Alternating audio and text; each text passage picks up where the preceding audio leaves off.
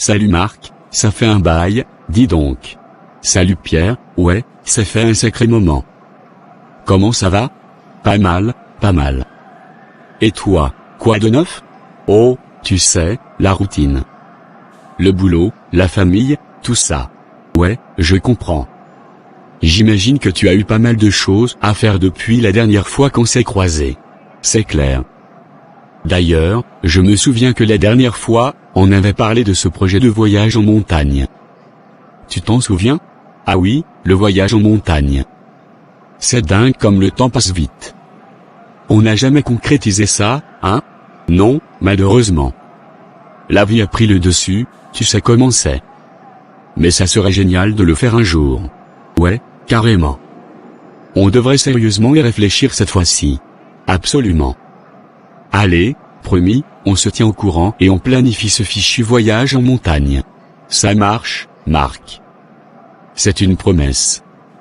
On se voit bientôt, j'espère. Bien sûr, on se fait ça. À bientôt, Pierre. À bientôt, Marc. Prends soin de toi et de ta famille.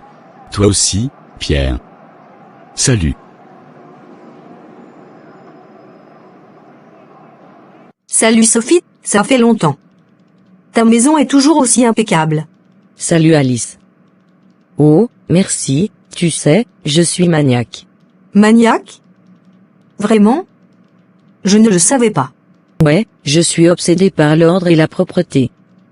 Tout doit être à sa place. C'est bien d'avoir un sens de l'organisation, mais ça doit être épuisant parfois. Tu n'as pas idée. Mais je me sens mal si les choses ne sont pas parfaitement rangées. Et comment ça se passe avec tes invités? Tu dois être stressé quand ils viennent chez toi. Oh, tu n'imagines même pas. J'ai du mal à me détendre quand il y a du monde à la maison. Je peux le comprendre. Mais c'est aussi ce qui fait que ta maison est toujours impeccable. C'est vrai, mais parfois, j'aimerais être un peu moins maniaque et profiter davantage. L'essentiel, c'est de trouver un équilibre. Tu as des astuces pour gérer cette manie? Ouais, je travaille sur ça. J'essaie de me forcer à lâcher prise de temps en temps. C'est une bonne idée. Sinon, tu risques de passer à côté de certains moments de détente. Tu as raison. Et toi, tu es maniaque d'une manière ou d'une autre? Non, pas du tout. Je suis plutôt du genre à vivre et laisser vivre. Eh bien, tu as de la chance de ne pas être obsédé par l'ordre comme moi. Chacun son truc. Tant que tu te sens bien dans ta maison, c'est ce qui compte. C'est vrai. Merci pour ta compréhension, Alice. De rien, Sophie. On a tous nos petites manies.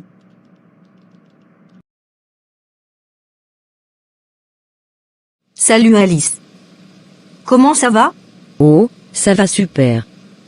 J'ai des nouvelles passionnantes à te partager. Tu te rappelles d'Anne, notre amie d'enfance? Bien sûr, comment pourrais-je l'oublier?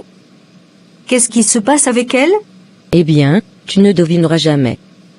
Anne se marie bientôt. Sérieusement? C'est incroyable. Qui est l'heureux élu? C'est Thomas, son petit ami depuis 5 ans. Ils sont tellement mignons ensemble. Il l'a demandé en mariage le week-end dernier. Waouh, c'est fantastique. Je suis tellement contente pour elle. Comment s'est passée la demande? C'était si romantique. Thomas l'a emmené dans un parc où ils avaient eu leur premier rendez-vous. Il avait organisé un pique-nique avec toutes ses choses préférées, et au coucher du soleil, il lui a fait sa demande avec une magnifique bague. C'est vraiment une belle histoire d'amour. Quand est le mariage? Il prévoit de se marier en juin l'année prochaine. Anne est déjà en train de planifier tous les détails, elle est si excitée.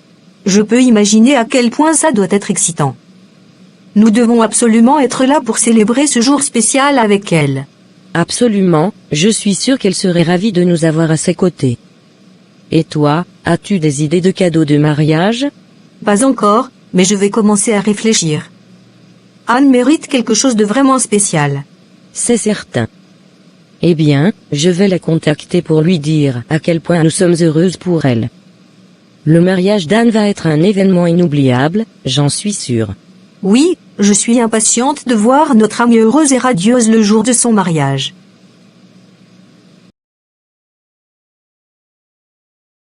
Salut Julie, ça fait longtemps. Comment ça va? Salut Pierre, ça va bien, merci. Et toi? Ça va, mais j'ai quelque chose à te dire qui est plutôt préoccupant. Tu te souviens de Roger, notre ami d'enfance? Bien sûr, comment pourrais-je l'oublier? Qu'est-ce qui se passe avec lui? Eh bien, tu ne vas pas le croire. Roger est en prison. Quoi? En prison? Qu'est-ce qui s'est passé? Il a été arrêté il y a quelques semaines pour fraude financière. Apparemment, il était impliqué dans un stratagème de blanchiment d'argent assez sophistiqué. C'est choquant. Je n'aurais jamais pensé que Roger serait mêlé à quelque chose comme ça. Comment as-tu découvert tout ça? J'ai reçu un appel de sa sœur hier. Elle m'a dit qu'il avait été jugé coupable et qu'il purge maintenant sa peine en prison. Je suis vraiment déçu par cette nouvelle. Roger était toujours un gars sympa quand nous étions plus jeunes. Quelle peine a-t-il écopé? Il a été condamné à 5 ans de prison ferme. C'est vraiment triste de le voir finir ainsi. Oui, c'est triste et déconcertant. Je suppose que sa famille doit être dévastée. Absolument. Sa sœur m'a dit qu'ils essaient de le soutenir autant que possible, mais c'est une situation difficile pour tout le monde. Et toi, penses-tu que tu iras le voir en prison? Je ne suis pas sûr. C'est une décision difficile à prendre. D'un côté, il reste notre ami, mais d'un autre côté, ce qu'il a fait est inexcusable. C'est vrai, c'est une situation complexe. Nous devrions peut-être réfléchir à la meilleure façon de soutenir sa famille pendant cette période difficile. Oui, c'est une bonne idée. Cette situation nous rappelle à tous que les choix que nous faisons dans la vie peuvent avoir de graves conséquences. Salut Marc, comment ça va? Salut Pierre, ça va bien, merci. Et toi? Eh bien, je pourrais être mieux. J'ai été licencié de mon travail la semaine dernière. Oh non, vraiment? C'est terrible. Qu'est-ce qui s'est passé? Eh bien, l'entreprise a traversé une période difficile et ils ont dû faire des coupes budgétaires. Malheureusement, mon poste était parmi ceux supprimés. C'est vraiment dur à entendre. Combien de temps as-tu travaillé là-bas? J'ai passé 6 ans dans cette entreprise. C'est d'autant plus difficile à accepter que je me suis investi à fond dans mon travail. Je comprends totalement. Cette situation doit être très stressante. As-tu des projets pour l'avenir? Pour l'instant, je recherche activement de nouvelles opportunités. J'ai mis à jour mon CV et je postule à différents emplois, mais le marché du travail est compétitif en ce moment. C'est bien que tu sois proactif dans ta recherche d'emploi. As-tu envisagé de prendre une pause pour te ressourcer ou pour explorer d'autres options? J'y ai pensé, mais j'ai des factures à payer, tu sais. Prendre une pause serait idéal, mais ce n'est pas vraiment une option pour le moment. Je comprends. Si tu as besoin d'aide pour quoi que ce soit, n'hésite pas à demander. Peut-être que je connais quelqu'un qui pourrait t'aider dans ta recherche d'emploi. Merci, Marc, c'est vraiment gentil de ta part. Je vais garder ça à l'esprit. C'est rassurant de savoir que j'ai le soutien de mes amis dans cette période difficile. Bien sûr, Pierre, nous sommes là pour toi. Tu es talentueux et tu trouveras une nouvelle opportunité qui te conviendra.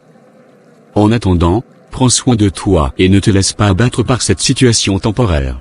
Merci, Marc, ça signifie beaucoup pour moi. Je vais garder la tête haute et continuer à chercher.